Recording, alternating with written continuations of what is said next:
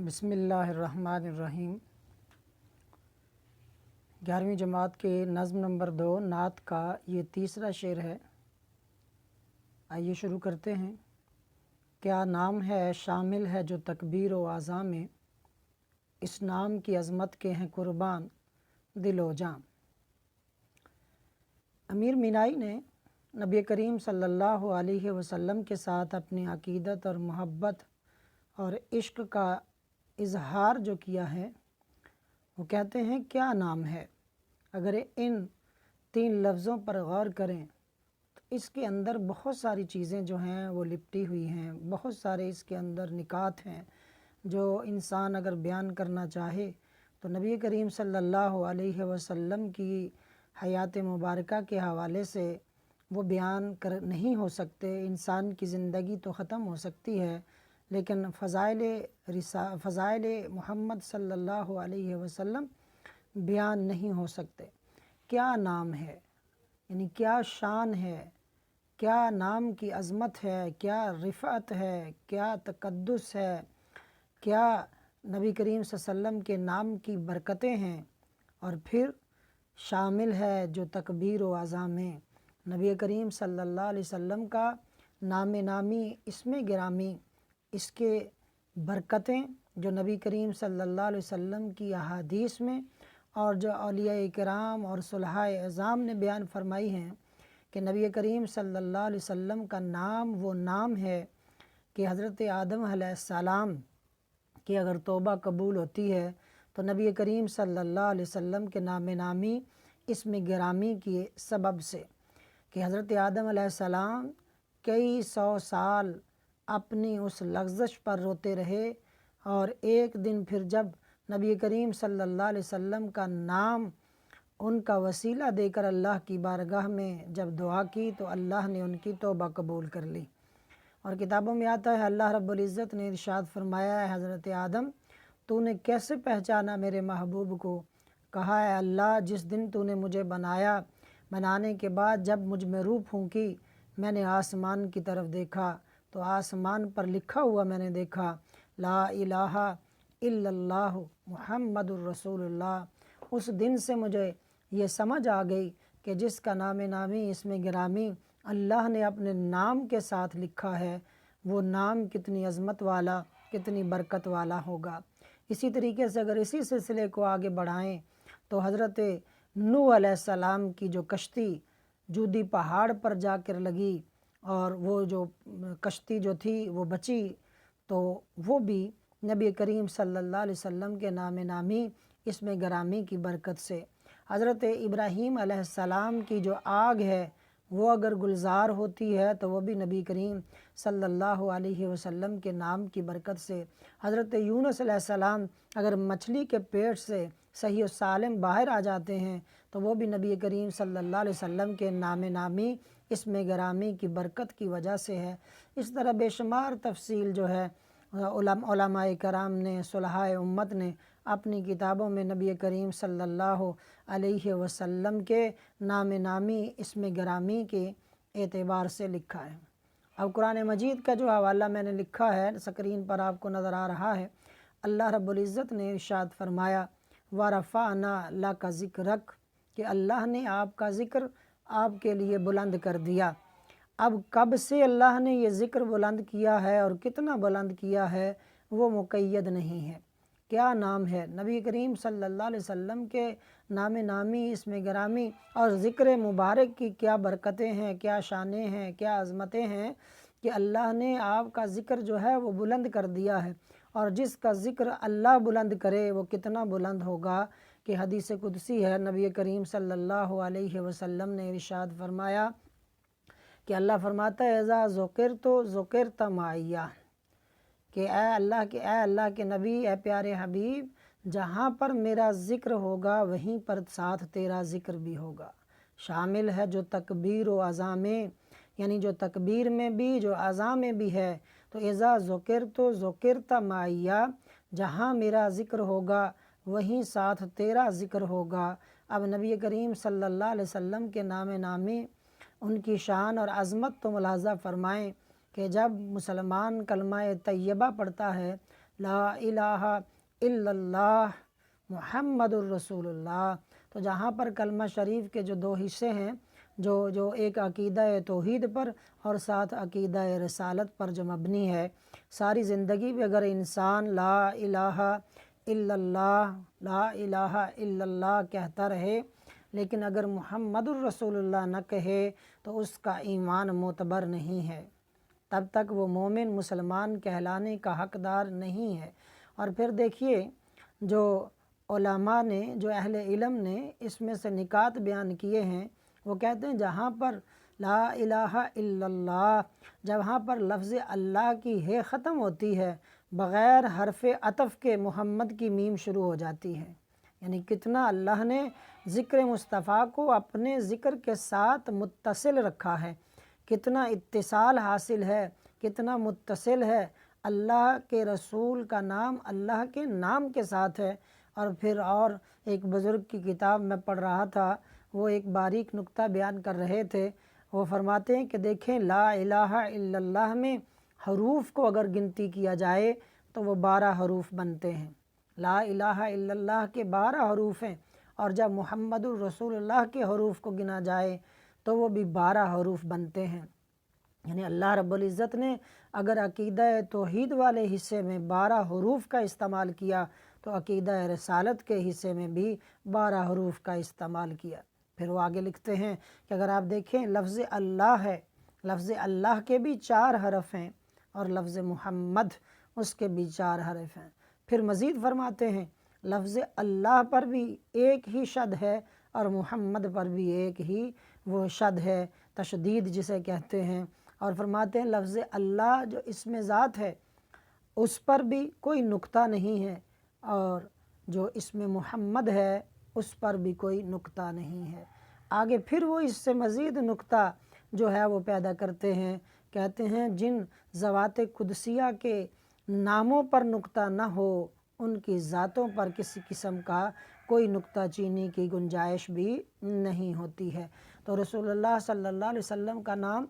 जो तकबीर व अज़ा में है, अगर कलमे में देखें तो अल्लाह के नाम के साथ नबी करीम सल्लल्लाहु अलैहि वसल्लम का नाम नामी जुड़ा हुआ है। और अगर अज़ान में देखें तो जहाँ पर अशहदु अल्ला इलाहा इल्लल्लाह है, वहीं पर अशहदु अन्ना मुहम्मदुर रसूलुल्लाह भी है।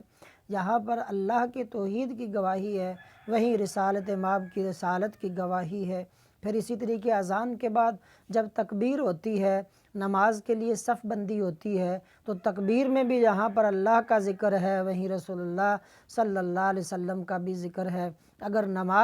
जब नमाज पढ़ते हैं तो नमाज खालिसतन अल्लाह की इबादत है, उसमें अल्लाह का ज़िक्र है। और साथ ही जब अत्तहियात है उसमें रसूलुल्लाह अस्सलामु अलैका अय्युहन नबी रसूलुल्लाह का भी ज़िक्र है। और इसी तरीके से आगे फिर दुरूद शरीफ है, उसमें आपका और आपकी आल का भी तज़किरा है। नमाज अज़ान में, नमाज में, कलमे में। इसी तरीके से हज है, तो हज है जहाँ पर हज फ़र्ज़ है वहीं पर बहुत सारे ऐसे काम हैं जो सुन्नतें हैं नबी करीम सल्लल्लाहु अलैहि वसल्लम की। फिर नबी करीम सल्लल्लाहु अलैहि वसल्लम की इत्तिबा में, आपकी इत्तिबा करने वालों की बहुत सारी ऐसी चीज़ें और सुन्नतें हैं, अल्लाह के प्यारों की बहुत सारी उसमें सुन्नतें हैं। इसी तरीके से अगर रोज़ा है तो रोज़ा जो फ़र्ज़ है और वो अरकान इस्लाम में से है, और उसमें सहरी और अफ्तारी ये सुन्नत है। इसी तरीके से जितने भी आमाल सालिहा या अरकान इस्लाम या इबादात जितनी भी हैं उनके अंदर किसी न किसी हवाले से नबी करीम सल्लल्लाहु अलैहि वसल्लम का ज़िक्र मौजूद है। इसीलिए कहा जाता है वरफ़अना लका ज़िक्रक का है साया तुझ पर, बोल है बाला तेरा ज़िक्र ऊंचा तेरा, बोल है बाला तेरा ज़िक्र ऊंचा तेरा। फिर हर जगह जब अल्लाह ने ज़िक्र मुस्तफ़ा को, नाम मुस्तफ़ा को अपने नाम के साथ रखा है तो कहने वाले ने इसीलिए कहा ज़िक्र खुदा करे ज़िक्र मुस्तफ़ा न करे, हमारे मुँह में हो ऐसी ज़बां खुदा न करे। फिर उसके बाद जो दूसरा हिस्सा है इस शेर का कि इस नाम की अज़मत के कुर्बान दिलो जान, कि नबी करीम सल्लल्लाहु अलैहि वसल्लम के नाम की अज़मत ऐसी है कि इस पर दिलो जान कुर्बान है। نبی کریم صلی اللہ علیہ وسلم کے نام نامی اسم گرامی پر جان و دل جو ہے وہ قربان ہیں، وہ جان و دل جو ہیں وہ نثار ہیں، جان و دل جو ہیں نبی کریم صلی اللہ علیہ وسلم کے نام نامی پر قربان ہیں۔ اب نبی کریم صلی اللہ علیہ وسلم کو اللہ نے یہ عظمت بھی عطا کی ہے کہ نبی کریم صلی اللہ علیہ وسلم کی ذات میں وہ کشش رکھی ہے، اور نبی کریم صلی اللہ علیہ وسلم پر ان کے نام نامی اسم گرامی پر لوگ اپنی جانیں نشاور کرتے ہیں۔ کچھ لوگوں نے دیکھ کر اپنا تن من دھن سب کچھ نبی کریم صلی اللہ علیہ وسلم کے قدموں پر تج دیا، قربان کر دیا، اور کچھ لوگ ایسے جنہوں نے دیکھا نہیں، صرف نام سنا اور نام کے صدقے واری جاتے ہیں اور اپنی جان تک قربان کر دیتے ہیں۔ اسی چیز کو کسی شاعر نے کہا تھا کہ حسن یوسف پہ کٹیں مصر میں انگشت زنا، حسن یوسف پہ کٹیں مصر میں انگشت زنا، سر کٹاتے ہیں تیرے نام پہ مردان عرب۔ کہتے ہیں وہ حضرت یوسف علیہ السلام کا حسن تھا کہ جس پر مصر کی عورتوں نے اپنی انگلیاں کٹوائی ہیں، لیکن حسن مصطفیٰ اور نام مصطفیٰ کی عظمت تو دیکھیے کہ صرف نام پر وہاں تو حسن یوسف کو دیکھ کر صرف انگلیاں کٹیں وہ بھی عورتوں کی، لیکن نام مصطفیٰ پر صرف نام مصطفیٰ پر حسن مصطفیٰ کی جھلک نہیں دیکھی ہے۔ بعد میں آنے والے لوگوں نے صرف نام سننے پر ہی وہ اپنے سر کٹاتے ہیں، اور وہاں پر لفظ کٹی ہیں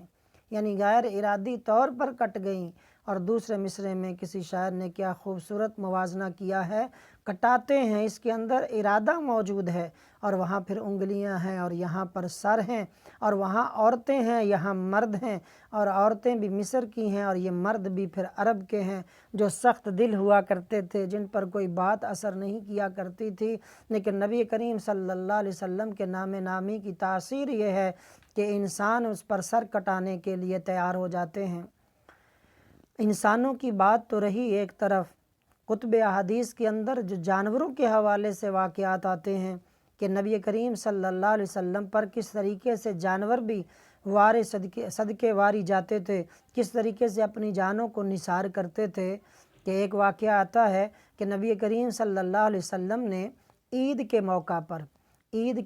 پر 1 سے زائد اونٹوں کی قربانی کی۔ جب 1 سے زائد اونٹوں کو قطار میں کھڑا کیا ہے، نبی کریم صلی اللہ علیہ وسلم ان کو ذبح کرنے کے لیے جب تشریف لاتے ہیں تو سب سے لاسٹ پر آخر پر کھڑا ہوا اونٹ وہاں سے نکل کر نمبر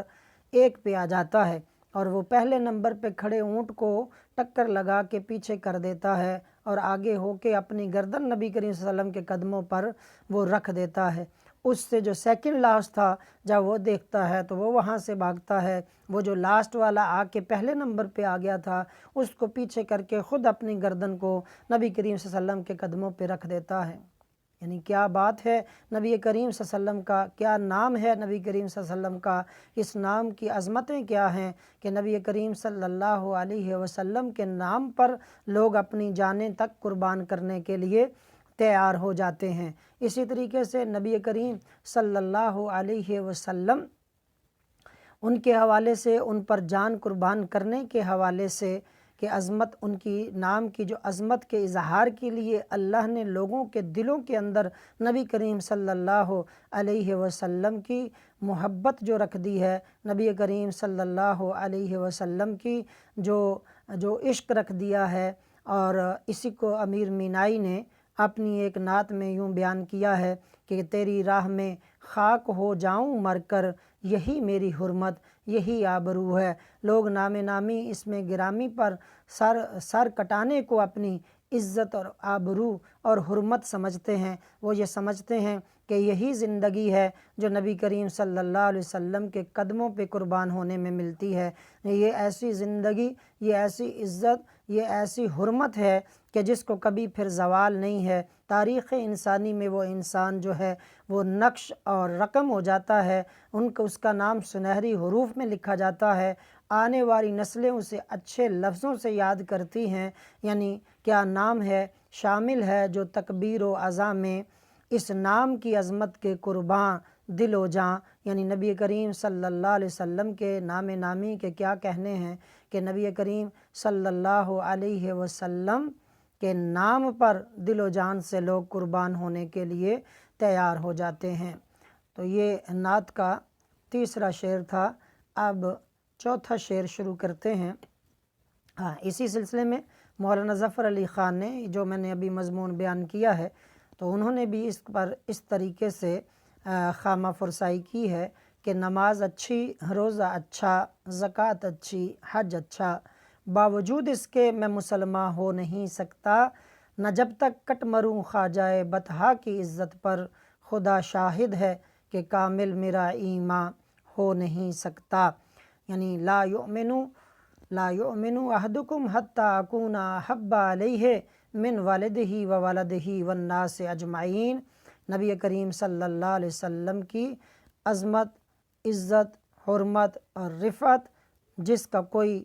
اللہ کی مخلوق میں کوئی اور مقابلہ نہیں کر سکتا۔ حسن یوسف دم عیسیٰ ید بیضہ داری، آنچ خوباں ہمہ دارن تو تنہا داری۔ شعر نمبر 4 ہے۔ اشکوں سے تیرے دین کی کھیتی ہوئی سیراب، فاقوں نے تیرے دہر کو بخشا سر و ساماں۔ اشکوں سے تیرے، یعنی نبی کریم صلی اللہ علیہ وسلم کے رونے سے، آپ کے چشمان مبارک سے جو آنسو نکلتے رہے، جو اشک نکلتے رہے، ان سے دین کی کھیتی ہوئی سیراب۔ یہ دین کی کھیتی نبی کریم صلی اللہ علیہ وسلم کے اشکوں سے کیسے سیراب ہوتی رہی کہ نبی کریم صلی اللہ علیہ وسلم اتنے کریم اور اتنے رحیم ہیں کہ جب اعلان نبوت فرمایا اور لوگوں نے جھٹلایا اور لوگوں نے تکالیف دیں، لوگوں نے اذیتیں پہنچائیں، تو ان کے لیے بد دعا کرنے کی بجائے ان کے لیے اپنی جان کو گھلایا کرتے تھے، دل ہی دل میں جو ہے وہ ان کے لیے پریشان ہوا کرتے تھے۔ اور پھر اللہ رب العزت نے قرآن مجید میں بھی آپ کی اس پریشانی کا تذکرہ فرمایا فَلَعَلَّكَ بَاخِعٌ نَفْسَكَ عَلَىٰ آثَارِهِمْ إِن لَّمْ يُؤْمِنُوا بِهَٰذَا الْحَدِيثِ أَسَفًا۔ پھر شاید تو ان کے پیچھے افسوس سے اپنی جان ہلاک کر دے گا اگر یہ لوگ اس بات پر ایمان نہ لائے، یعنی اگر لوگ ایمان نہیں لاتے، لا الہ الا اللہ محمد الرسول اللہ نہیں کہتے، تو اے اللہ کے رسول کیا تو اپنے آپ کو، اپنی جان کو گھلا دے گا، اپنے آپ کو ہلاک کر دے گا؟ یعنی یہی سوچ کر، اسی چیز کا غم، ان کا غم کھا کر خود کو ہلاک کر لے گا۔ یعنی اس میں اشارہ یہ تھا کہ نبی کریم صلی اللہ علیہ وسلم اس قدر پریشان رہا کرتے تھے، ساری دنیا سو جاتی تھی، رات کو اللہ کی بارگاہ میں وہ مصلی بچھا کر اللہ کی بارگاہ میں سر سجدے میں رکھ کر اشک بہایا کرتے تھے، اللہ کی بارگاہ میں گڑ گڑا کر دعا کیا کرتے تھے، اس قدر عبادت کیا کرتے تھے، اور اس عبادت کے بدلے میں اللہ سے دعا کرتے تھے کہ رب حبلی امتی، رب حبلی امتی، اے اللہ میری امت کو بخش دے، میری امت کو بخش دے۔ پھر اسی طریقے سے جب ساری رات اللہ کا رسول مصلی پہ کھڑا ہو کے اللہ کی عبادت میں مشغول رہتا، تو اللہ نے خود فرمایا یا ایھا المزمل قم اللیل الا قلیلا، کہ اے چادر اوڑھنے والے رات کو قیام کر مگر تھوڑا سا۔ دیکھیے یہ بھی عظمت رسالت ہے، نبی کریم صلی اللہ علیہ وسلم کی عظمت ہے کہ ساری رات اگر کوئی عبادت کرتا رہے، کبھی اللہ نے کسی کو نہیں کہا کہ تھوڑا وقت عبادت کیا کرو، تھوڑا آرام بھی کیا کرو۔ یہ آپ کا مقام محبوبیت ہے، یہ نبی کریم صلی اللہ علیہ وسلم کا مقام محبوبیت ہے اللہ کی بارگاہ میں، اللہ کے محبوب ہونے کی علامت ہے کہ اللہ خود کہتا ہے، اور پھر کیسے انداز سے کہتا ہے کہ اللہ کے رسول نے چادر اوڑھی ہوئی ہے تو یا ایھا المزمل، اے چادر اوڑھنے والے، کہ رات کو ساری رات یوں اللہ کی عبادت کر کے اپنی امت کے لیے، لوگوں کے لیے ہر وقت اپنے اشک نہ بہایا کر، بلکہ کچھ رات جو ہے وہ آرام بھی کر لیا کر۔ اور نبی کریم صلی اللہ علیہ وسلم اس قدر شدت کے ساتھ اپنے امت کا غم اپنے دل میں رکھتے تھے، راتوں کو رویا کرتے تھے کہ حضرت عائشہ صدیقہ رضی اللہ تعالی عنہا فرماتی ہیں کہ اے اللہ کے رسول، اللہ نے تو آپ کو بخش دیا ہوا ہے، آپ تو بخشے ہوئے ہیں، بلکہ آپ کے سبب سے لوگوں کی بخشش ہوگی، آپ اس قدر اپنی جان کو جوکھوں میں کیوں ڈالتے ہیں؟ تو فرمایا کیا میں اللہ کا شکر گزار بندہ نہ بنوں؟ اور آپ پھر ایسی عبادت پر اللہ کے رسول مانگا کیا کرتے تھے؟ رب حب لی امتی، غاروں میں جا کر رویا کرتے تھے، رب حب لی امتی، اس دنیا میں ہر جگہ ہر وقت ہر لمحے اپنی امت کی فکر میں رویا کرتے تھے، لوگوں کو اللہ کے راستے کی طرف بلایا کرتے تھے، راستے کی طرف بلانے کے باوجود لوگ جو مانا نہیں کرتے تھے، اذیتیں دیا کرتے تھے، تکالیف دیا کرتے تھے، اس پر بھی ان کے لیے ہدایت کی دعا کے سوا زبان رسالت سے کچھ اور بد دعا کے الفاظ نہیں نکلا کرتے تھے۔ پھر یہاں پر تو آپ دعا کیا کرتے تھے، لیکن اگر معراج کی رات دیکھیں تو معراج کی رات یا جب محبوب اور محب کا وصل تھا، وہاں پر بھی اپنی امت کو نہیں بھولے، وہاں پر بھی ایک ہی دعا تھی، رب حب لی امتی، رب حب لی امتی۔ تو اس طریقے سے آپ کے ان اشکوں کی برکت سے، آپ کی اس محنت کی برکت سے پھر ایک ایک کر کے لوگ دائرہ اسلام میں داخل ہوتے گئے، ایک ایک کر کے دائرہ اسلام میں داخل ہونے کے بعد پھر دیکھا کہ 13 سال مکے کے اور 10 سال مدینہ منورہ کے، 23 سال میں دنیا انسانیت کے اندر وہ انقلاب برپا کر دیا کہ وہ تنہا جو مکہ کی پہاڑیوں سے دعوت چلی تھی وہ پوری دنیا پر پھیل گئی، اور آج کے دن دنیا کا خطہ ارضی کا کوئی کونا خدرہ ایسا نہیں ہے جہاں پر لا الہ الا اللہ محمد رسول اللہ کہنے والا نہ ہو۔ یہ کیا تھا؟ یہ نبی کریم اشکوں سے تیرے دین کی کھیتی ہوئی سیراب، یہ آپ کے اشکوں سے یہ کھیت جو ہے لہلہا رہا ہے، اسلام کا جو درخت ہے وہ اب بارآور ہے، اسلام کا جو درخت ہے وہ تناور ہے، خطہ ارضی پر ہر جگہ پر اللہ کی توحید اور نبی کریم صلی اللہ علیہ وسلم کی رسالت کے جو ڈنکے بج رہے ہیں، یہ نبی کریم صلی اللہ علیہ وسلم کے اشکوں کی برکت ہے۔ پھر فرمایا فاقوں نے تیرے دہر کو بخشا سر و سامان، یہ نبی کریم صلی اللہ علیہ وسلم نے تبلیغ دین کے لیے، اسلام کی ترویج و اشاعت کے لیے جہاں تک کہ فاقے آپ نے کیے کہ وہ کئی دن تک آپ اپنے گھر میں آپ کے چولہا نہیں جلتا تھا۔ ایسا نہیں کہ یہ کوئی اضطراری حالت تھی، یہ بات یاد رکھے کہ یہ کوئی اضطراری یا مجبوری کی حالت نہیں تھی، بلکہ نبی کریم صلی اللہ علیہ وسلم کی یہ اختیاری تھی، یہ تعلیم امت کے لیے تھا، دین کے لیے تھا، اللہ کی رضا کے لیے تھا۔ الفقر فخری، کہ میں یہ فقر جو ہے یہ اختیار کیا تھا آپ نے فخریہ طور پر، یہ آپ کا فخر تھا۔ بڑے بڑے فتوحات آپ کے پاس آتی، بہت مال و دولت آپ کے پاس آتا، لیکن شام ہونے سے پہلے وہ لوگوں میں آپ تقسیم فرما دیا کرتے تھے، ان میں سے کوئی ایک چیز بھی اپنے لیے نہ رکھا کرتے تھے۔ تو فاقوں نے تیرے دہر کو بخشا سر و سامان، کہ آپ نے یہ جو فاقے کیے، آپ نے جو تعلیم امت کی، پھر ان فاقوں کے سبب سے ساری دنیا کے اندر ایسی اسلامی سلطنتیں قائم ہوئیں کہ لوگ جو ہیں فراوانی دیکھ رہے تھے، لوگوں کو سر و سامان، چاہے وہ دنیاوی سر و سامان ہو یا اخروی سر و سامان ہو، ہر طرح کا اگر کوئی سر و سامان ملا ہے تو وہ نبی کریم صلی اللہ علیہ وآلہ وسلم کے سبب سے ملا ہے۔ غزوہ خندق کے موقع پر صحابہ کرام ہیں، خندق کھود رہے ہیں کہ پتھر ہے کسی سے ٹوٹ نہیں رہا۔ جب نبی کریم صلی اللہ علیہ وسلم آئے، آپ نے کہا کہ یہ ہتھوڑا مجھے دو، جب وہ لیا اور ایک ضرب مستفوی لگائی اور وہ پتھر ریزہ ہو گیا۔ صحابہ کرام جو سارے مل کر اسے توڑ رہے تھے، انہوں نے اپنے دامن کو، اپنے قمیض کو اوپر اٹھایا اور کہا یا رسول اللہ صلی اللہ علیہ وسلم، کئی دنوں سے ہم فاقے سے ہیں، اس لیے طاقت جواب دے گئی ہے، اس لیے ہم پتھر نہیں توڑ سکے، ہمارے پیٹ پر پتھر بندھے ہوئے ہیں صرف دشمنوں کو دکھانے کے لیے کہ ہمارے پیٹ بھرے ہوئے ہیں۔ تو نبی کریم صلی اللہ علیہ وسلم نے اپنا دامن رحمت اٹھایا تو آپ کے پیٹ پر 2 پتھر باندھے ہوئے تھے۔ نبی کریم صلی اللہ علیہ وسلم نے ارشاد فرمایا کہ میں ایسا نہیں ہوں، ایسا کوئی قائد اور رہبر نہیں ہوں کہ میرے ماننے والے تو بھوکے رہیں اور میں پیٹ بھر کر سیر ہو کر کھاؤں۔ اگر آپ لوگوں نے ہفتے بھر سے یا 4 دن سے یا 5 دن سے نہیں کھایا تو میں نے اس سے زیادہ دن جو ہے وہ نہیں کھایا۔ ازواج مطہرات فرماتی ہیں کہ گھر میں کئی دن تک کوئی کھانے پینے والی چیز نہیں ہوا کرتی تھی، ہمارے چولہے نہیں جلا کرتے تھے۔ وہ کہتے ہیں کہ